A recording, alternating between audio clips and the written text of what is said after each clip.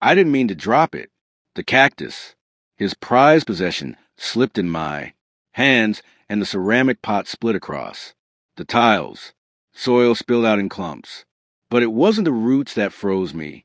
It was the stack of envelopes bound with rubber, thick with cash and stained, with dust tucked beneath a flash drive.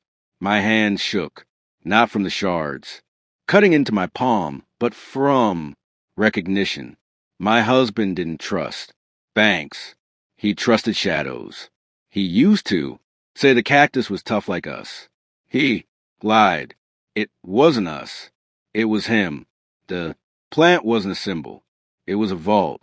I plugged the flash drive in that night, and in the glow of the screen, the marriage I thought I had evaporated. Emails, transfers, photos. My husband with another woman. No worse, my sister. Her smile at dinner suddenly made sense. The reason she defended him when he came home late. The way his eyes avoided mine when she entered the room. But betrayal doesn't just stab once, it twists. The files revealed more. Accounts under false names. Offshore. Money. Documents with my forged signature. Loans I never knew about. Debts tied to me. If he left me, I'd drown in bankruptcy. That's when the cactus became more than broken clay. It became a weapon. I didn't cry. Not then. Tears are weakness, and weakness was what he expected. Instead, I moved like glass across the days. Quiet, careful, invisible. I smiled when he called from New York. His voice dripped with distance. I played the beautiful wife, murmuring that I missed him. He never noticed the delay before my answers, the silence where my warmth used to be. At night, I studied the files. I traced names, shell companies, dates, and I saw the pattern. Every transaction tied back to him and her. Together, they planned to disappear, leaving me gutted and ruined. They'd be free. I'd be ash. I didn't confront. I prepared. I sold small things first. Jewelry he'd never noticed missing. I paid cash for tools. A lockpick set, a burner phone. I copied every document from that drive and placed them in a folder marked with her name, my sister, my blood.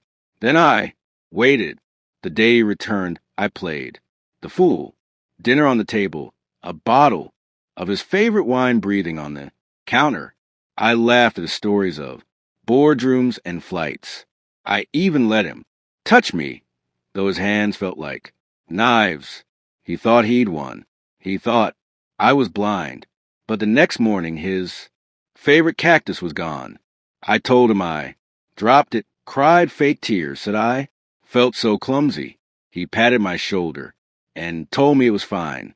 His eyes darted once to the window where the shards had been swept away. He didn't ask questions. That was his mistake, because by then I wasn't clumsy. I was exact. Rock bottom came the night he announced he was leaving again. Last-minute trip. His suitcase was already packed. He didn't even kiss me goodbye. Just a glance, a half smile.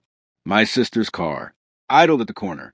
I saw her through the blinds. For a moment, I almost broke, not from losing him, but from losing her. The betrayal of flesh is heavier than the betrayal of vows.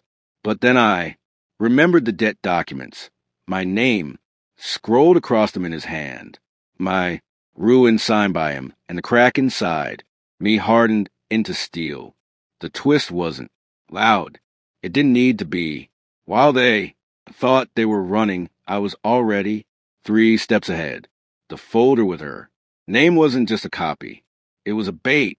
I mailed it anonymously to the regulatory office. Offshore accounts, laundering trails, fraudulent loans. Enough evidence to end his career, freeze his assets, bury them both. And the cash, I kept it. Not all, just enough for them to notice. Just enough for him to panic, to accuse her, to plant suspicion where once there was trust. Lovers crumble faster than strangers when paranoia blooms. I didn't need to kill him. I let the truth do that. The fallout was brutal. Authorities swarmed his office. Accounts locked. Colleagues whispered. His reputation collapsed like the pot I dropped weeks before. And my sister, sweet, smiling, faithless, was dragged. With him, I watched from the sidewalk as they argued outside a courthouse. Faces red, hands trembling. She pointed at him. He shouted back, and I smiled because everything they'd built on lies was now soil and dust. Now the house is quiet. His suits hang untouched. My sister's voice is a memory I buried deep. Sometimes I glance at the empty spot by the window where the cactus once stood. The light falls across it in the morning, empty but not hollow. I don't regret breaking it. I don't regret what came after, because betrayal is like a plant. If you ignore it, it grows thorns. But if you break the pot, you see the roots. And once you see the roots, you know exactly where to cut.